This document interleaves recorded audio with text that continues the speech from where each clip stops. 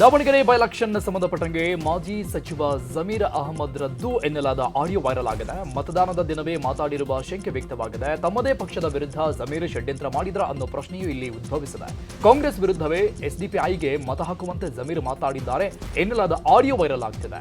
KMDC ನಿರ್ದೇಶಕ ಮೊಹಮ್ಮದ್ ಸಿರಾಜ್ ಜೊತೆಗೆ ಜಮೀರ್ ಅಹಮದ್ ಮಾತಾಡಿದ್ದು ಎನ್ನಲಾಗ್ತಾ ಇದ್ದು, ಆಡಿಯೋ ಬಗ್ಗೆ ಸತ್ಯಾಸತ್ಯತೆ ಇನ್ನಷ್ಟೇ ಗೊತ್ತಾಗಬೇಕಿದೆ. ಇನ್ನು ಜಮೀರ್ ರದ್ದು ಎನ್ನಲಾದ ಆಡಿಯೋ ಸುದ್ದಿಯನ್ನ ಮೊದಲು ಬ್ರೇಕ್ ಮಾಡಿದ್ದೆ ನಿಮ್ಮ ನ್ಯೂಸ್ 18. ಸದ್ಯ ಈ ಸುದ್ದಿ ರಾಜ್ಯ ರಾಜಕಾರಣದಲ್ಲಿ ಸಂಚಲನವನ್ನೇ ಸೃಷ್ಟಿ ಮಾಡಿದೆ. ಇದೀಗ ಈ ಬಗ್ಗೆ ಜಮೀರ್ ಯಾರ್ಯಾರಿಗೆ ಸ್ಪಷ್ಟನೆ ಕೊಡ್ತಾರೋ ನೋಡಬೇಕಿದೆ. ಹೈಕಮಾಂಡ್ ಮಟ್ಟದಲ್ಲೂ ಈ ಆಡಿಯೋ ಭಾರಿ ಸಂಚಲನವನ್ನ ಸೃಷ್ಟಿ ಮಾಡೋ ಸಾಧ್ಯತೆ ಕೂಡ ಇದೆ. ಇದೀಗ ಹೈಕಮಾಂಡ್ಗೆ ಸ್ಪಷ್ಟನೆ ನೀಡೋಕೆ ಜಮೀರ್ ತೆರಳುತ್ತಾರಾ ನೋಡಬೇಕಿದೆ. ಇನ್ನು ನ್ಯೂಸ್ 18 ಬ್ರೇಕ್ ಮಾಡಿರೋ ಸುದ್ದಿ ರಾಷ್ಟ್ರಾದ್ಯಂತ ಸದ್ದು ಮಾಡ್ತಾ ಇದೆ. ದಾವಣಗೆರೆ ಬೈ ಎಲೆಕ್ಷನ್ ಸಂಬಂಧಪಟ್ಟಂಗೆ ಮಾಜಿ ಸಚಿವ ಜಮೀರ್ ಅಹಮದ್ ರದ್ದು ಎನ್ನಲಾದ ಆಡಿಯೋ ವೈರಲ್ ಆಗಿದೆ. ಈ ಬಗ್ಗೆ ಸಿದ್ದರಾಮಯ್ಯಗೆ ಮುಂಚೆಯೇ ಮಾಹಿತಿ ಸಿಕ್ಕಿತ್ತಾ ಅನ್ನೋ ಚರ್ಚೆ ಶುರುವಾಗಿದೆ. ಹೀಗಾಗಿ ಜಮೀರ್ ತಂತ್ರದ ಬಗ್ಗೆ ತಿಳಿದು ದಾವಣಗೆರೆಗೆ ರಿಜ್ವಾನ್ ಅರ್ಷದ್ ಸಲೀಂರನ್ನ ಕಳಿಸಿದ್ರಾ ಎಂಬ ಅನುಮಾನ ಮೂಡ್ತಾ ಇದೆ. ದಾವಣಗೆರೆಯಲ್ಲಿ ಪಕ್ಷ ವಿರೋಧಿ ಕೆಲಸ ಮಾಡಿರೋ ಆರೋಪದಲ್ಲಿ ಈಗಾಗಲೇ ಇಬ್ಬರ ವಿರುದ್ಧ ಕಾಂಗ್ರೆಸ್ ಕ್ರಮ ಕೈಗೊಂಡಿದೆ. ಅಬ್ದುಲ್ ಜಬ್ಬಾರ್ ಈಗಾಗಲೇ ಪಕ್ಷದ ಪ್ರಾಥಮಿಕ ಸದಸ್ಯತ್ವವನ್ನು ಕಳ್ಕೊಂಡಿದ್ದಾರೆ. ಕೆಪಿಸಿಸಿ ಅಲ್ಪಸಂಖ್ಯಾತರ ಘಟಕದ ಅಧ್ಯಕ್ಷ ಸ್ಥಾನವನ್ನ ಜಬ್ಬಾರ್ ತ್ಯಜಿಸಿದ್ರು. ನಜೀರ್ ಅಹಮದ್ ವಿರುದ್ಧವೂ ಕೂಡ ಕ್ರಮ ಆಗಿತ್ತು. ನಜೀರ್ ಅಹಮದ್ರನ್ನ ಸಿಎಂ ರಾಜಕೀಯ ಕಾರ್ಯದರ್ಶಿ ಹುದ್ದೆಯಿಂದ ವಜಾ ಮಾಡಲಾಗಿತ್ತು. ಇಬ್ಬರು ನಾಯಕರಂತೆ ಜಮೀರ್ ವಿರುದ್ಧವೂ ಕ್ರಮ ಆಗತ್ತಾ? ಸಚಿವ ಡಿಸಿಎಂ ಸ್ಥಾನದ ಕನಸು ಕಾಣ್ತಿರುವಂತಹ ಜಮೀರ್ಗೆ ಶಾಕ್ ಎದುರಾಗುತ್ತಾ ಅನ್ನುವಂಥದ್ದು ಕಾದು ನೋಡಬೇಕಿದೆ.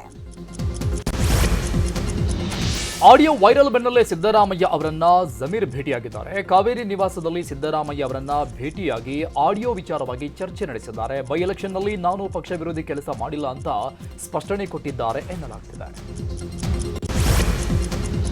ಜಮೀರ್ ರದ್ದು ಎನ್ನಲಾದ ಆಡಿಯೋ ವೈರಲ್ ಬಗ್ಗೆ ನಿಯೋಜಿತ ಸಿಎಂ ಡಿಕೆ ಶಿವಕುಮಾರ್ ಯಾವುದೇ ರೀತಿಯ ಪ್ರತಿಕ್ರಿಯೆ ಕೊಟ್ಟಿಲ್ಲ.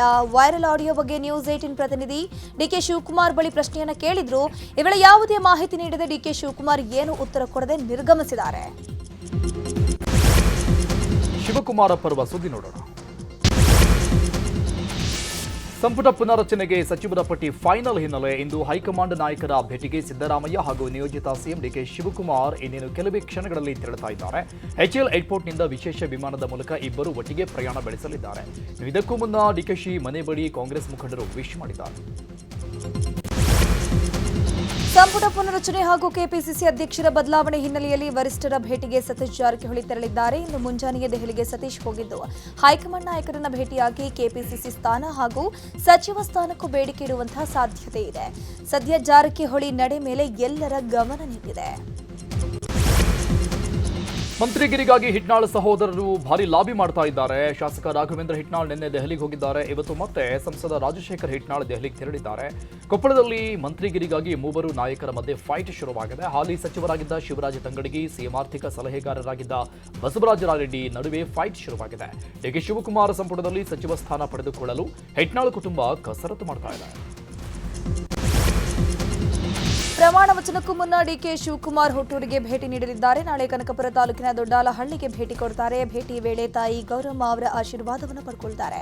ನಂತರ ತಂದೆ ಕೆಂಪೇಗೌಡ ಅವರ ಸಮಾಧಿಗೆ ಪೂಜೆಯನ್ನು ಸಲ್ಲಿಸಿ ಬೆಂಗಳೂರಿಗೆ ವಾಪಸ್ಸಾಗಲಿದ್ದಾರೆ. ರಾಜ್ಯ ನಾಯಕತ್ವ ಬದಲಾದ ಬೆನ್ನಲ್ಲೇ ಈಗ ಸಿದ್ದರಾಮಯ್ಯ ಸಂಪುಟದಲ್ಲಿ ಸಚಿವರಾಗಿದ್ದ ತಿಮ್ಮಾಪುರಗೆ ಆತಂಕ ಶುರುವಾಗಿದೆ. ಬಾಗಲಕೋಟೆ ಜಿಲ್ಲೆಗೆ ಸಚಿವ ಸ್ಥಾನಕ್ಕಾಗಿ ಕಸರತ್ತು ಶುರುವಾಗಿದೆ. ತಿಮ್ಮಾಪುರ ಸ್ಥಾನ ಉಳಿಸಿಕೊಳ್ಳಲು ಪ್ರಯತ್ನ ಮಾಡ್ತಾ ಇದ್ದಾರೆ.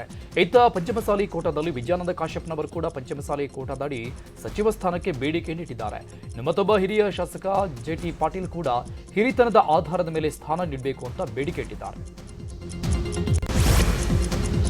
ಪ್ರಮಾಣ ವಚನ ಕಾರ್ಯಕ್ರಮ ಕುರಿತು ನಿಯೋಜಿತ ಸಿಎಂ ಡಿಕೆ ಶಿವಕುಮಾರ್ ಅವರು ರಿಯಾಕ್ಷನ್ ಕೊಟ್ಟಿದ್ದಾರೆ. ನಾನು ಪಕ್ಷದ ನಿಷ್ಠಾವಂತ ಕಾರ್ಯಕರ್ತ. 1979ರಿಂದ ನಾನು ಪಕ್ಷದಲ್ಲಿ ವಿದ್ಯಾರ್ಥಿ ನಾಯಕನಾಗಿ ಕೆಲಸ ಮಾಡಿದ್ದೇನೆ.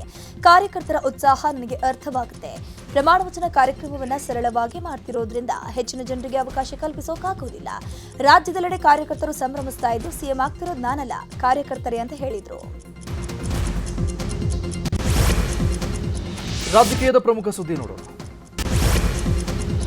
ಶಾಲಾ ಕಾಲೇಜುಗಳಲ್ಲಿ ಹಿಜಾಬ್ಗೆ ಅವಕಾಶ ನೀಡಿರುವುದನ್ನು ಖಂಡಿಸಿ ಹಿಂದೂಪರ ಸಂಘಟನೆಗಳು ಕೇಸರಿ ಶಾಲು ಹಂಚುತ್ತಾ ಇವೆ. ಈ ಕುರಿತು ಬೆಂಗಳೂರಲ್ಲಿ ಮಾತಾಡಿದ ನಿಯೋಜಿತ ಸಿಎಂ ಡಿಕೆ ಶಿವಕುಮಾರ್, ಕೇಸರಿ ಶಾಲು ಬೇಕೋ, ರಾಷ್ಟ್ರ ಧ್ವಜ ಬೇಕೋ, ಆಮೇಲೆ ಚರ್ಚೆ ಮಾಡೋಣ ಅಂತ ಹೇಳಿದ್ದಾರೆ.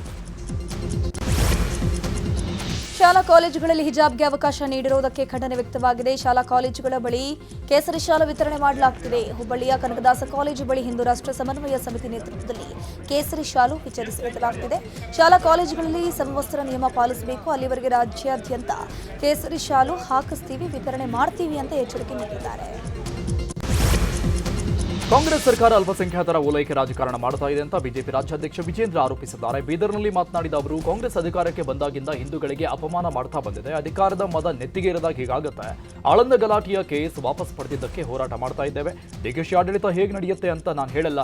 ಕಾಂಗ್ರೆಸ್ ಸರ್ಕಾರ ಅಧಿಕಾರಕ್ಕೆ ಬಂದಾಗಿಂದಲೂ ರಾಜ್ಯದಲ್ಲಿ ಅಭಿವೃದ್ಧಿ ಕೆಲಸ ಆಗಿಲ್ಲ. ಅನುದಾನದ ಕೊರತೆಯಿಂದ ಡಿಕೆ ಶಿವಕುಮಾರ್ ಸಹಿತ ರಾಜ್ಯದ ಅಭಿವೃದ್ಧಿ ಮಾಡಲು ಸಾಧ್ಯ ಇಲ್ಲ ಅಂತ ಹೇಳಿದ್ದಾರೆ. 3 ವರ್ಷಗಳಿಂದ ಕಾಂಗ್ರೆಸ್ ಸರ್ಕಾರ ಅಭಿವೃದ್ಧಿಗೆ ಬ್ರೇಕ್ ಹಾಕಿದೆ ಅಂತ ಅವರ ಶಾಸಕ ಪ್ರಭು ಚೌಹಾಣ್ ಆರೋಪ ಮಾಡಿದ್ದಾರೆ. ಬೀದರ್ನಲ್ಲಿ ಮಾತನಾಡಿರುವಂತಹ ಅವರು, ಕಠಿಣ ಸ್ಥಿತಿಯಲ್ಲಿ ಸಿಎಂರನ್ನ ಬದಲಾವಣೆ ಮಾಡಲಾಗಿದೆ. ಕಳೆದ 3 ವರ್ಷಗಳಿಂದ ಡಿಕೆ ಸಿಎಂ ಆಗ್ತೀನಿ ಅಂತ ಹೇಳ್ತಿದ್ರು. ಸಿದ್ದರಾಮಯ್ಯ ಗಟ್ಟಿಯ ಹಿಂದ ನಾಯಕ ಅವರನ್ನ ಕೆಳಗಿಳಿಸಬಾರದಿತ್ತು. ಸಿಎಂ ಸಿದ್ದರಾಮಯ್ಯ ಸಾಕಷ್ಟು ಅನ್ಯಾಯವಾಗಿದೆ. ಅವರ ಕಣ್ಣಲ್ಲಿ ನೀರು ಬಂತು. ಸಿದ್ದರಾಮಯ್ಯನವರಿಗೆ ಈ ಪರಿಸ್ಥಿತಿ ಯಾಕೆ ಬಂತೋ ಗೊತ್ತಿಲ್ಲ. ಡಿಕೆ ಶಿವಕುಮಾರ್ ಅವರಿಗೆ ಅಭಿವೃದ್ಧಿ ಮಾಡೋಕೆ ದುಡ್ಡೇ ಇಲ್ಲ. 2028ರ ಮೊದಲ ಚುನಾವಣೆಗೆ ಹೋಗಬೇಕಾಗುತ್ತೆ. ರಾಜ್ಯಾಧ್ಯಕ್ಷರ ನೇತೃತ್ವದಲ್ಲಿ ಬಿಜೆಪಿ ಸರ್ಕಾರ ಬರುತ್ತೆ ಅಂತ ವಿಶ್ವಾಸವನ್ನು ವ್ಯಕ್ತಪಡಿಸಿದರು. ಆರ್ಸಿಬಿ ಸಂಭ್ರಮದ ಸುದ್ದಿ ನೋಡೋಣ. ಐಪಿಎಲ್ 19ನೇ ಆವೃತ್ತಿಯ ಚಾಂಪಿಯನ್ ಆಗಿ ರಾಯಲ್ ಚಾಲೆಂಜರ್ಸ್ ಬೆಂಗಳೂರು ಹೊರಹೊಮ್ಮದೆ. ಗುಜರಾತ್ ವಿರುದ್ಧ ರಾಯಲ್ ಚಾಲೆಂಜರ್ಸ್ ಬೆಂಗಳೂರು 5 ವಿಕೆಟ್ಗಳ ಭರ್ಜರಿ ಗೆಲುವು ದಾಖಲಿಸಿದ್ದು 2ನೇ ಬಾರಿಗೆ ಐಪಿಎಲ್ ಕಪ್ ಮುಡಿಗೇರಿಸಿಕೊಂಡಿದೆ. ಐಪಿಎಲ್ನ 19ನೇ ಆವೃತ್ತಿಯಲ್ಲಿ ಆರ್ಸಿಬಿ ತಂಡ ಗುಜರಾತ್ ಟೈಟಾನ್ಸ್ ವಿರುದ್ಧ ಗೆದ್ದು ಬೀಗಿದೆ. ಈ ಹಿನ್ನೆಲೆ ವಿರಾಟ್ ಕೊಹ್ಲಿ ಭರ್ಜರಿಯಾಗಿ ಡ್ಯಾನ್ಸ್ ಮಾಡಿದ್ದಾರೆ. ಗೆದ್ದು ಕಪ್ ತೆಗೆದುಕೊಂಡು ಹೋಟೆಲ್ಗೆ ಬಂದ ಆಟಗಾರರಿಗೆ ಭರ್ಜರಿ ಸ್ವಾಗತವನ್ನು ಕೋರಲಾಯಿತು. ಈ ವೇಳೆ ವಿರಾಟ್ ಕೊಹ್ಲಿ ಕುಣಿದು ಕುಪ್ಪಳಿಸಿದ್ದಾರೆ. ಈ ವೇಳೆ ತಂಡದ ಆಟಗಾರರು ಕೂಡ ಡ್ಯಾನ್ಸ್ ಮಾಡಿ ಸೆಲೆಬ್ರೇಟ್ ಮಾಡಿದರು. ಸ್ಯಾಂಡಲ್ವುಡ್ನ ತಾರೆಯರು ಕೂಡ ಆರ್ಸಿಬಿ ಗೆಲುವನ್ನ ಸಂಭ್ರಮಿಸಿದ್ದಾರೆ. ರಿಷಬ್ ಶೆಟ್ಟಿ, ಈ ಸಲನು ಕಪ್ ನಮ್ದೆ ಅಂದ್ರೆ ಡಾಲಿ ಧನಂಜಯ್ ಆರ್ಸಿಬಿ ಅಂತ ಕುಣಿದು ಕುಪ್ಪಳಿಸಿದ್ರು. ಇನ್ನು ಅಶ್ವಿನಿ ಪುನೀತ್ ರಾಜ್ಕುಮಾರ್ ಆರ್ಸಿಬಿ ತಂಡಕ್ಕೆ ಅಭಿನಂದನೆ ಸಲ್ಲಿಸಿದ್ದಾರೆ. ಐಪಿಎಲ್ನಲ್ಲಿ ಆರ್ಸಿಬಿ ಗೆಲುವಿನ ವಿಚಾರವಾಗಿ ಬೆಂಗಳೂರಿನಲ್ಲಿ ಮಾತನಾಡಿದ ನಿಯೋಜಿತ ಸಿಎಂ ಡಿಕೆ ಶಿವಕುಮಾರ್, ಕರ್ನಾಟಕದಲ್ಲಿ ಐಪಿಎಲ್ ಫೈನಲ್ ನಡೆಯಬೇಕಿತ್ತು. ನಾವು ಅದಕ್ಕೆ ಅನುಮತಿ ಕೊಟ್ಟಿದ್ವಿ. ಆದರೆ ಗುಜರಾತ್ನವರು ಪ್ರಭಾವ ಬೀರಿ ನಮ್ಮಿಂದ ಕಿತ್ಕೊಂಡಿದ್ದಾರೆ. ಅದಕ್ಕೆ ಮುಂದೆ ಕಿತ್ಕೊಳ್ಬಾರದು ಎಂಬ ದೃಷ್ಟಿಯಿಂದ ಏನೇನು ಬೇಕೋ ಎಲ್ಲ ಸಿದ್ಧತೆಗಳನ್ನು ಮಾಡ್ತಿದ್ದೀವಿ. ನಮ್ಮ ಆರ್ಸಿಬಿ ಚೆನ್ನಾಗಿ ಆಟವಾಡಿ ಗೆದ್ದಿದ್ದಾರೆ. ಅವರಿಗೆ ಅಭಿನಂದನೆ ಸಲ್ಲಿಸ್ತೀನಿ ಅಂತಂದ್ರು. ಆರ್ಸಿಬಿ ವಿರುದ್ಧ ಸೋಲಿನ ಬಳಿಕ ಗುಜರಾತ್ ಟೈಟನ್ಸ್ ತಂಡ ಮತ್ತೊಂದು ಆಘಾತ ಎದುರಿಸಿದೆ.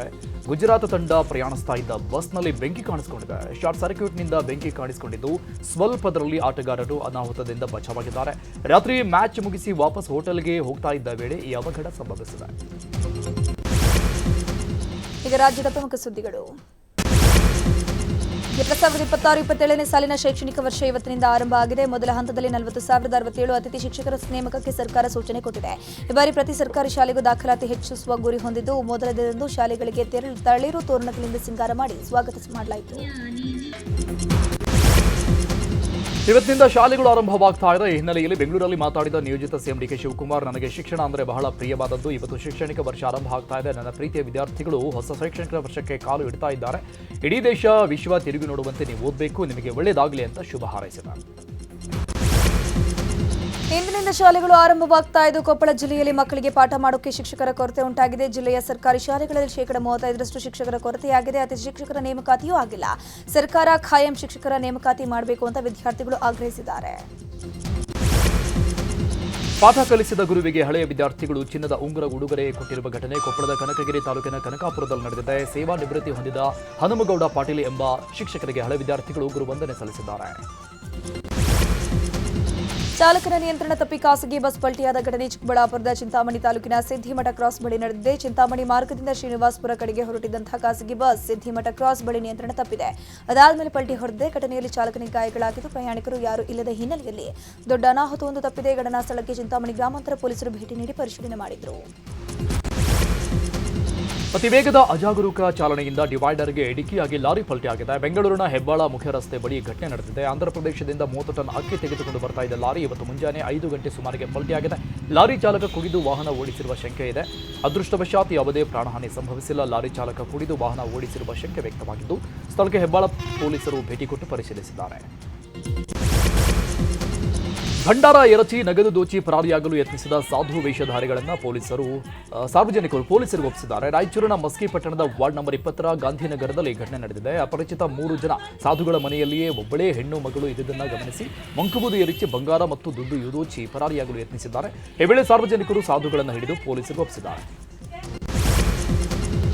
ಭೀಮಾ ತೀರದ ಗೋವಿಂದಪುರದಲ್ಲಿ 6 ಜನರನ್ನ ಗುಂಡಿಕ್ಕಿ ಹತ್ಯೆ ಮಾಡಲಾಗಿತ್ತು. ಹತ್ಯೆಯಾದ ನಿರಾಳೆ ಕುಟುಂಬಸ್ಥರಿಗೆ ಮಹಾರಾಷ್ಟ್ರದಲ್ಲೂ ಸಂತಾಪ ವ್ಯಕ್ತಪಡಿಸಲಾಗಿದೆ. ಹತ್ಯೆಯಾದ ನಿರಾಳೆ ಕುಟುಂಬ ಖಿಲಾರಿ ತಳಿಯ ಹೋರಿಗಳನ್ನ ಸಾಕ್ತಾ ಇದ್ರು. ಜಾತ್ರೆ ಉತ್ಸವಗಳಲ್ಲಿ ಖಿಲಾರಿ ಹೋರಿಗಳನ್ನ ಪ್ರದರ್ಶನ, ಖರೀದಿ, ಮಾರಾಟ ಮಾಡ್ತಾ ಇದ್ರು. ಈ ಹಿನ್ನೆಲೆಯಲ್ಲಿ ಮಹಾರಾಷ್ಟ್ರದಲ್ಲೂ ಸಾಕಷ್ಟು ಅಭಿಮಾನಿಗಳನ್ನು ನಿರಾಳೆ ಸಹೋದರರು ಹೊಂದಿದ್ರು. ಮಹಾರಾಷ್ಟ್ರದಲ್ಲಿ ಖಿಲಾರಿ ಹೋರಿ ಸಾಕುವುದು ಪ್ರತಿಷ್ಠೆ ಅಂತ ಪರಿಗಣಿಸಲಾಗುತ್ತೆ. ಈ ಹಿನ್ನೆಲೆಯಲ್ಲಿ ನಿರಾಳೆ ಸಹೋದರರಿಗೆ ಸಂತಾಪ ಸೂಚಿಸಲಾಗಿದೆ. ಜಾಗತಿಕವಾಗಿ ಇಂಧನ ಬಿಕ್ಕಟ್ಟಿನ ಮಧ್ಯೆಯೇ ಮತ್ತೆ ದೇಶದಾದ್ಯಂತ ವಾಣಿಜ್ಯ ಸಿಲಿಂಡರ್ ಬೆಲೆ ಏರಿಕೆಯಾಗಿದೆ. 19 ಕೆಜಿ ತೂಕದ ವಾಣಿಜ್ಯ ಸಿಲಿಂಡರ್ ಬೆಲೆಯ ಮೇಲೆ ₹46 ಹೆಚ್ಚಳ ಆಗಿದೆ. ಈ ಮೂಲಕ ವಾಣಿಜ್ಯ ಸಿಲಿಂಡರ್ ಬೆಲೆ ₹3,198 ಆಗಿದ್ದು, ಹೋಟೆಲ್ ಮಾಲೀಕರಿಗೆ ಬೆಲೆ ಏರಿಕೆಯ ಬಿಸಿ ತಟ್ಟಿದೆ. ಕಮರ್ಷಿಯಲ್ ಸಿಲಿಂಡರ್ ದರ ಏರಿಕೆ ವಿಚಾರವಾಗಿ ಕಲಬುರಗಿಯಲ್ಲಿ ಮಾತಾಡಿದ ಎಐಸಿಸಿ ಅಧ್ಯಕ್ಷ ಮಲ್ಲಿಕಾರ್ಜುನ ಖರ್ಗೆ, ದಿನದಿಂದ ದಿನಕ್ಕೆ ದರ ಜಾಸ್ತಿ ಮಾಡ್ತಾ ಇದ್ದಾರೆ. ಗ್ಯಾಸ್ ಬೆಲೆ, ಪೆಟ್ರೋಲ್ ಬೆಲೆ ಪ್ರತಿಯೊಂದು ಜಾಸ್ತಿ ಮಾಡ್ತಾ ಇದ್ದಾರೆ. ದರ ಏರಿಕೆ ಮಾಡೋದ್ರಿಂದ ಜನರ ಮೇಲೆ ಹೊರೆಯಾಗುತ್ತೆ. ಜನ ಅವರಿಗೆ ಆಶೀರ್ವಾದ ಮಾಡಿದ್ದಾರೆ, ಆದರೆ ಅವರಿಗೆ ದೇಶದ ಮೇಲೆ ಕಾಳಜಿ ಇಲ್ಲ. ಸರ್ಕಾರ ಜನರ ವಿಶ್ವಾಸ ಕಳೆದುಕೊಳ್ತಾ ಇದೆ. ಕೇವಲ ಮಾತಿಂದಲೇ ಪ್ರತಿಯೊಬ್ಬರಿಗೂ ಕನ್ವಿನ್ಸ್ ಮಾಡ್ತಾ ಇದ್ದಾರೆ, ಆದರೆ ಸಮಸ್ಯೆಗಳಿಗೆ ಪರಿಹಾರ ಕೊಡುವ ಕೆಲಸ ಮಾಡ್ತಾ ಇಲ್ಲ. ಪ್ರತಿಯೊಂದಕ್ಕೂ ವಿರೋಧ ಪಕ್ಷವನ್ನ ಬೈಯೋದೇ ಅವರ ಕೆಲಸವಾಗಿದೆ ಅಂತ ಹೇಳಿದ್ದಾರೆ. ಸುಪ್ರೀಂ ಕೋರ್ಟ್ಗೆ 5 ನೂತನ ಜಡ್ಜ್ಗಳನ್ನು ನೇಮಕ ಮಾಡಲಾಗಿದೆ. ಪಂಜಾಬ್ ಹರಿಯಾಣ ಹೈಕೋರ್ಟ್ನ ಮುಖ್ಯ ನ್ಯಾಯಮೂರ್ತಿ ಶೀಲ್ ನಾಗು, ಸಿಜೆ, ಬಾಂಬೆ ಹೈಕೋರ್ಟ್ನ ನ್ಯಾಯಮೂರ್ತಿ ಚಂದ್ರಶೇಖರ್, ಮಧ್ಯಪ್ರದೇಶದ ಹೈಕೋರ್ಟ್ ನ್ಯಾಯಮೂರ್ತಿ ಸಂಜೀವ್ ಸಚ್ದೇವ, ಜಮ್ಮು ಕಾಶ್ಮೀರ ಮತ್ತು ಲಡಾಖ್ ಹೈಕೋರ್ಟ್ ನ್ಯಾಯಮೂರ್ತಿ ಅರುಣ್ ಪಲ್ಲಿ ಮತ್ತು ಹಿರಿಯ ವಕೀಲೆ ವೆಂಕಿತಾ ಸುಬ್ರಹ್ಮಣಿ ಮೋಹನ್ ಅವರನ್ನು ಸುಪ್ರೀಂ ಕೋರ್ಟ್ನ ನೂತನ ನ್ಯಾಯಮೂರ್ತಿಗಳಾಗಿ ನೇಮಿಸಲಾಗಿದೆ. ಹಿಮಾಚಲ ಪ್ರದೇಶದ ಚಂಬಾ ಜಿಲ್ಲೆಯಲ್ಲಿ ಭೀಕರ ಅಪಘಾತ ಸಂಭವಿಸಿದೆ. ಪ್ರವಾಸಿಗರನ್ನು ಕರ್ಕೊಂಡು ಹೋಗ್ತಿದ್ದ ಕಾರೊಂದು ಕಂದಕಕ್ಕೆ ಉರುಳಿ ಬಿದ್ದಿದೆ. ಇದರ ಪರಿಣಾಮ ಬೆಂಗಳೂರಿನ ದಂಪತಿ ಸೇರಿ 8 ಮಂದಿ ಸಾವನ್ನಪ್ಪಿದ್ದಾರೆ. ಹಿಮಾಚಲ ಪ್ರದೇಶದಲ್ಲಿ ಮುಂಜಾನೆಯಿಂದಲೇ ಧಾರಾಕಾರ ಮಳೆಯಾಗ್ತಾ ಇದೆ. ಬಿಟ್ಟು ಬಿಡದೆ ಮಳೆಯಾಗ್ತಾ ಇರುವ ಹಿನ್ನೆಲೆಯಲ್ಲಿ ಕೆಲಸಕ್ಕೆ ಹೋಗುವವರಿಗೆ ಮಳೆ ಅಡ್ಡಿಯಾಗಿದೆ. ಹಿಮಾಚಲ ಪ್ರದೇಶದಲ್ಲಿ 2 ದಿನ ಮಳೆಯಾಗುವ ಸಾಧ್ಯತೆ ಇದೆ. ಜಮ್ಮು ಕಾಶ್ಮೀರದ ರಜೌರಿಯ ಮುಗ್ಲಾನ್ ಮತ್ತು ಡೋರಿಮಲ್ ದಟ್ಟ ಅರಣ್ಯ ಪ್ರದೇಶಗಳಲ್ಲಿ ಶಂಕಿತ ಭಯೋತ್ಪಾದಕರು ಅಡಗಿರುವ ಶಂಕೆ ಹಿನ್ನೆಲೆಯಲ್ಲಿ ಸಿಆರ್ಪಿಎಫ್ ತಂಡದಿಂದ ಹುಡುಕಾಟ ಮುಂದುವರಿಸಲಾಗಿದೆ. ಕಳೆದ 10 ದಿನಗಳಿಂದಲೂ ಯೋಧರು ಕಾರ್ಯಾಚರಣೆ ನಡೆಸ್ತಾ ಇದ್ದು, ಅರಣ್ಯ ಪ್ರದೇಶ ಸುತ್ತುವರೆದು ಕಾರ್ಯಾಚರಣೆಯನ್ನು ಮುಂದುವರಿಸಿದ್ದಾರೆ. ನಶೆಮುಕ್ತ ಭಾರತ ಎಂಬ ಘೋಷವಾಕ್ಯದಡಿ ಬೃಹತ್ ಪಾದಯಾತ್ರೆ ನಡೆಸಲಾಗ್ತಾ ಇದೆ. ಜಮ್ಮು ಕಾಶ್ಮೀರ ಕುಲ್ಗಂನಲ್ಲಿ ಡ್ರಗ್ಸ್ ಮುಕ್ತ ಪಾದಯಾತ್ರೆ ಮಾಡಲಾಗ್ತಾ ಇದೆ. ಲೆಫ್ಟಿನೆಂಟ್ ಗವರ್ನರ್ ಮನೋಜ್ ಸಿನ್ಹಾ ನೇತೃತ್ವದಲ್ಲಿ ಪಾದಯಾತ್ರೆ ಮಾಡಲಾಗ್ತಾ ಇದ್ದು, ಪಾದಯಾತ್ರೆಗೆ ಸಾವಿರಾರು ಸಂಖ್ಯೆಯಲ್ಲಿ ಜನ ಭಾಗಿಯಾಗಿದ್ದಾರೆ. ಪಶ್ಚಿಮ ಬಂಗಾಳದಲ್ಲಿ ವಿಧಾನಸಭೆ ಚುನಾವಣೆ ಬಳಿಕ ಹಿಂಸಾಚಾರ ಭುಗಿಲೆದ್ದಿದ್ದು, ಬಿಜೆಪಿ ಮತ್ತು ಟಿಎಂಸಿ ಕಾರ್ಯಕರ್ತರ ಮಧ್ಯೆ ದಾಳಿಗಳು ತೀವ್ರಗೊಂಡಿದೆ. ಕೋಲ್ಕತ್ತಾದ ಹುಗ್ಲಿ ಬಳಿ ನಡೀತಾ ಇದ್ದ ಪ್ರತಿಭಟನೆ ವೇಳೆ ಟಿಎಂಸಿ ಸಂಸದ ಕಲ್ಯಾಣ ಬ್ಯಾನರ್ಜಿ ಅವರನ್ನು ಗುರಿಯಾಗಿಸಿ ಗುಂಪೊಂದು ಹಲ್ಲೆ ನಡೆಸಿದೆ. ಕ್ರೀಡಾ ಲೋಕದ ಸುದ್ದಿ. 2 ವರ್ಷಗಳ ಬಳಿಕ ಸಿಂಗಾಪುರ ಓಪನ್ ಬ್ಯಾಡ್ಮಿಂಟನ್ ಟೂರ್ನಿಯನ್ನು ಭಾರತ ಗೆದ್ದಿದೆ. ಭಾರತದ ಶಟ್ಲರ್ಗಳಾದ ಸಾತ್ವಿಕ್ ಸಾಯಿರಾಜ್ ಹಾಗೂ ಚಿರಾಗ್ ಶೆಟ್ಟಿ ಟೂರ್ನಿಯ ಪುರುಷರ ಡಬಲ್ಸ್ನಲ್ಲಿ ಚಾಂಪಿಯನ್ ಆಗಿ ಪ್ರಶಸ್ತಿ ಮುಡಿಗೇರಿಸಿಕೊಂಡಿದ್ದಾರೆ. ನಿನ್ನೆ ನಡೆದ ಪಂದ್ಯದಲ್ಲಿ ಇಂಡೋನೇಷಿಯಾದ ಫಜರ್ ಹಾಗೂ ಮೊಹಮ್ಮದ್ ಫಿಕ್ರಿ ವಿರುದ್ಧ ಜಯ ಗಳಿಸಿ ಪ್ರಶಸ್ತಿಯನ್ನು ತಮ್ಮದಾಗಿಸಿಕೊಂಡಿದ್ದಾರೆ.